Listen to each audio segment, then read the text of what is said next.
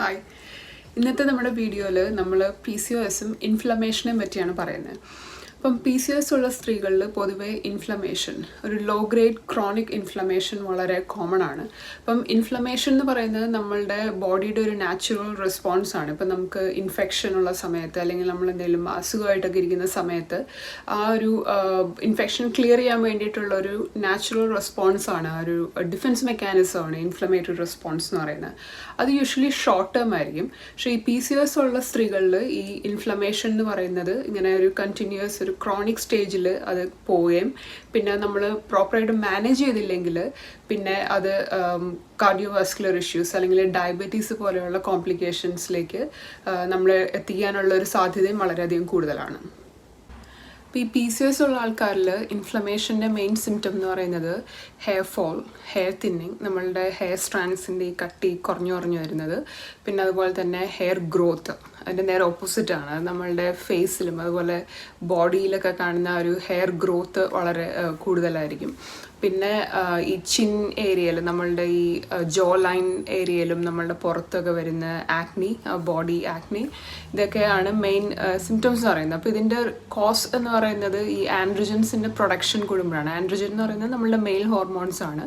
അപ്പം PCOS ഉള്ള ആൾക്കാരിൽ അത് കുറച്ച് കൂടുതലായിരിക്കും അതിൻ്റെ ലെവൽസ് എന്ന് പറയുന്നത്, ഈ മെയിൽ ഹോർമോൺസിൻ്റെ. അപ്പം ഈ ഇൻഫ്ലമേഷൻ ഉള്ള സമയത്ത് ആൻഡ്രോജൻസിൻ്റെ പ്രൊഡക്ഷൻ കൂടുകയും അത് ഒരു മൊത്തത്തിലുള്ള ഒരു ഹോർമോൺ ബാലൻസിനെ ഭയങ്കരമായിട്ട് എഫക്റ്റ് ചെയ്യുകയും ചെയ്യുമ്പോഴാണ് നമുക്ക് ഈ സിംറ്റംസ് ഒക്കെ വരുന്നത്. പിന്നെ അതുപോലെ തന്നെ മിഡ് സെക്ഷനിൽ നമ്മളുടെ ഈ അരയുടെ ഭാഗത്തും താഴേക്കൊക്കെ ഉള്ള ഒരു വെയിറ്റ് ഗെയിൻ, നമുക്കൊരു ബൾക്കി ഫീലിംഗ് പോലെ തോന്നുന്നത്, പിന്നെ ഡൈജസ്റ്റീവ് ഇഷ്യൂസ്. ഈ ഇൻഫ്ലമേഷനുള്ള സമയത്ത് നമുക്ക് ആ ഡൈജസ്റ്റീവ് പ്രോബ്ലംസ് വളരെ കോമൺ ആയിരിക്കും. ഇപ്പോൾ ചില ഭക്ഷണങ്ങൾ കഴിച്ച് കഴിഞ്ഞ സമയത്ത് നമുക്കൊരു അബ്ഡോമിനൽ പെയിൻ ഫീൽ ചെയ്യുന്നത്, പിന്നെ അതുപോലെ തന്നെ ബ്ലോട്ടിങ്, ഇൻഫ്ലെയിംഡ് ഫീലിംഗ്, പിന്നെ നമുക്ക് കോൺസ്റ്റിപ്പേഷൻ, ചില ആൾക്കാർക്ക് കോൺസ്റ്റിപ്പേഷൻ പോലെയുള്ള പ്രശ്നങ്ങൾ വരാറുണ്ട്.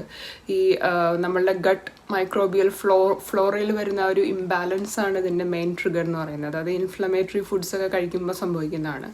പിന്നെ ഉള്ളതെന്ന് പറയുന്നത് നമ്മളുടെ ബ്ലഡ് സീറം ലെവൽസ്, ഈ ഇൻഫ്ലമേറ്ററി മാർക്കേഴ്സിൻ്റെ CRP, സി റിയാക്റ്റീവ് പ്രോട്ടീൻ എന്ന് പറയുന്ന ഇൻഫ്ലമേറ്ററി മാർക്കേഴ്സിൻ്റെ ഒക്കെ ലെവൽസ് കുറച്ച് കൂടുതലായിരിക്കും PCOS ഉള്ള ആൾക്കാരിൽ.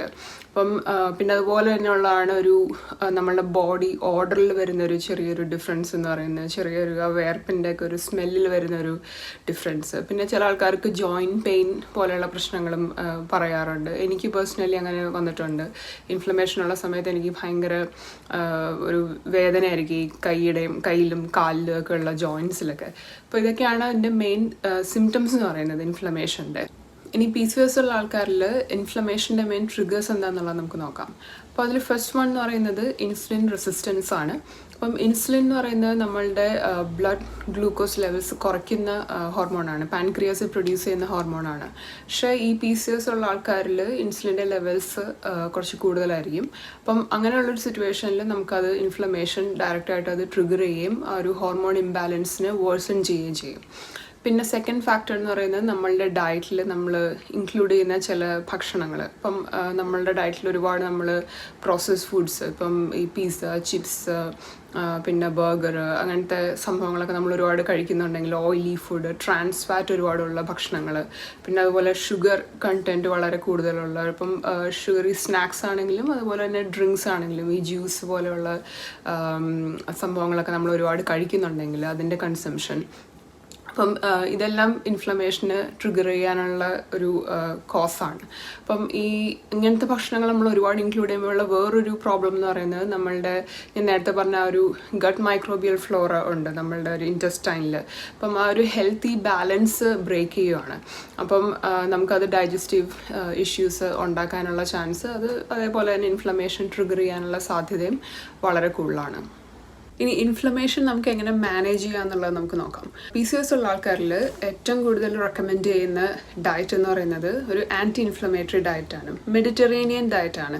അപ്പം ന്യൂട്രിയൻ റിച്ച് ആയിട്ടുള്ള ആൻറ്റി ഓക്സിഡൻസും ആൻറ്റി ഇൻഫ്ലമേറ്ററി പ്രോപ്പർട്ടീസും ഉള്ള ഫൈബർ റിച്ച് ആയിട്ടുള്ള ഫുഡ് ഇൻക്ലൂഡ് ചെയ്യുക എന്ന് പറയുന്നത് നമ്മൾ ഡയറ്റിൽ ഇൻക്ലൂഡ് ചെയ്യുക വളരെ ഇമ്പോർട്ടൻ്റ് ആണ്. അപ്പം അങ്ങനത്തെ ഭക്ഷണം നമ്മൾ കൂടുതൽ കഴിക്കുന്ന സമയത്ത് നമ്മളുടെ ഗട്ട് മൈക്രോബയോം ഇംപ്രൂവ് ചെയ്യും. അത് നമ്മളുടെ സിംറ്റംസിനെ ഒരു പരിധി വരെ കൺട്രോൾ ചെയ്ത് നിർത്താൻ നിർത്താനായിട്ട് സഹായിക്കുകയും ചെയ്യും. അപ്പോൾ അങ്ങനത്തെ ഭക്ഷണങ്ങൾ എന്ന് പറയുന്നത് ഈ ആൻറ്റി ഇൻഫ്ലമേറ്ററി പ്രോപ്പർട്ടീസ് ഉള്ള ഫുഡ്സ് എന്ന് പറയുന്നത് ഫാറ്റി ഫിഷ് എന്ന് പറയുമ്പോൾ നമ്മളുടെ അയല, മത്തി, സാൽമൺ ഇതൊക്കെ ഫാറ്റി ഫിഷാണ്. അപ്പം ഫാറ്റി ഫിഷിൻ്റെ കൺസംഷൻ, പിന്നെ അതുപോലെ തന്നെ ലീഫി വെജിറ്റബിൾസ്, ചീര, ബ്രോക്കോളി, ക്യാബേജ്, അങ്ങനത്തെ നല്ല ന്യൂട്രിയൻ റിച്ച് ആണത്. അപ്പം leafy vegetables, fatty fish, berries, നമ്മളുടെ ബ്ലൂബെറി, സ്ട്രോബെറി അങ്ങനത്തെ ബെറി ഗ്രൂപ്പിൽ പെടുന്ന ഐറ്റംസ്, പിന്നെ അവോക്കാഡോ, ഒലീവ് ഓയിൽ, നട്ട്സ്, പിന്നെ എഗ്ഗ്, ഇതെല്ലാം ആൻറ്റി ഇൻഫ്ലമേറ്ററി പ്രോപ്പർട്ടീസ് ഉള്ള ഫുഡ് ഐറ്റംസ് ആണ്. അപ്പം ഇത് നമ്മൾ ഡയറ്റിൽ ഇൻക്ലൂഡ് ചെയ്യുന്നത് ഒരു എക്സ്റ്റെൻറ്റ് വരെ നമ്മളുടെ ഈ ഇൻഫ്ലമേഷനെ ട്രിഗർ ചെയ്യുന്ന ഫാക്ടേഴ്സിനെ ഒന്ന് കുറച്ച് നിർത്താനായിട്ട് സഹായിക്കും. പിന്നെ നമ്മളുടെ ഫുഡ് ഐറ്റംസിൽ വരുന്ന ഒരു ട്രിഗർ എന്താണെന്നുള്ളത് കണ്ടുപിടിച്ച് അത് ഒന്ന് റെസ്ട്രിക്റ്റ് ചെയ്യുന്നത് ചിലപ്പോൾ ചില ആൾക്കാർക്ക് ഹെൽപ്ഫുൾ ആവാനായിട്ട് ചാൻസ് ഉണ്ട്. അപ്പം ഞാൻ പറയുന്നത് വെച്ച് കഴിഞ്ഞാൽ ചില ഭക്ഷണങ്ങൾ നമ്മൾ കഴിച്ചു കഴിഞ്ഞ സമയത്ത് നമുക്കൊരു ഇൻഫ്ലെയിംഡ് ഫീലിംഗ് അല്ലെങ്കിൽ ഒരു ബ്ലോട്ടഡ് ഫീലിംഗ്, വയറുവേദന പോലെയൊക്കെയുള്ള പ്രശ്നങ്ങൾ വരുന്നുണ്ടെങ്കിൽ അത് ചെറുതായിട്ട് നമ്മുടെ ബോഡിയിൽ ഇൻഫ്ലമേഷൻ ട്രിഗർ ചെയ്യുന്നു എന്നാണ് അതിൻ്റെ ഒരു അർത്ഥം എന്നാണ് ഞാൻ മനസ്സിലാക്കിയിട്ടുള്ളത്. എൻ്റെ പേഴ്സണൽ എക്സ്പീരിയൻസ് എന്ന് ഡെഫിനറ്റ്ലി എനിക്ക് അങ്ങനെയാണ് തോന്നിയിട്ടുള്ളത്. അപ്പം ഞാൻ എൻ്റെ ഒരു എക്സാമ്പിൾ പറയുകയാണെങ്കിൽ ഫുൾ ഫാറ്റ് മിൽക്ക് കഴിച്ചിരുന്ന സമയത്ത് എനിക്ക് ഇതുപോലെ ഭയങ്കര അബ്ഡോമിനൽ പെയിൻ, പിന്നെ ഹെയർ ഫോള്, ആക്നെ, ഇതൊക്കെ എനിക്ക് ഭയങ്കരമായിട്ട് കൂടി നിൽക്കുന്ന ഒരു ടൈമായിരുന്നു.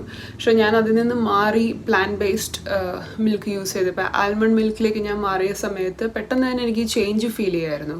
അപ്പം അതുപോലെ ഒരുപാട് ഈ ഞാൻ നേരത്തെ പറഞ്ഞ ഫുഡ് ഗ്രൂപ്പിൽ പെടുന്ന ഐറ്റംസ് നമ്മൾ കഴിച്ച് കഴിയുന്ന സമയത്ത് നമുക്ക് ഈ ബ്ലോട്ടഡ് ഫീലിംഗ് ഒക്കെ വരുന്നുണ്ടെങ്കിൽ അത് നമുക്ക് എക്സ്പെരിമെൻ്റ് ചെയ്ത് നോക്കാം. നമുക്ക് ആ ഒരു റെസ്ട്രിക്ഷനിലേക്ക് പോകണമല്ല ഞാൻ പറയുന്നത്, പക്ഷേ എക്സ്പെരിമെൻ്റ് ചെയ്തിട്ട് ഇതാണോ ട്രിഗർ എന്ന് നമുക്ക് മനസ്സിലാക്കാനായിട്ട് ഇത് എക്സസൈസ് ആണ്. അപ്പം എക്സസൈസിന് ആൻറ്റി ഇൻഫ്ലമേറ്ററി ഇഫക്ട്സ് ഉണ്ട്. അപ്പം ഈ PCOS ഉള്ള ആൾക്കാർക്ക് സ്ട്രെങ്ത് ട്രെയിനിങ്, അതേപോലെ തന്നെ ലോ ഇമ്പാക്റ്റ് കാർഡിയോ, ഇതിൻ്റെ ഒരു combination 3 to 4 times a week ആണ് പൊതുവെ റെക്കമെൻഡ് ചെയ്യുന്നത്.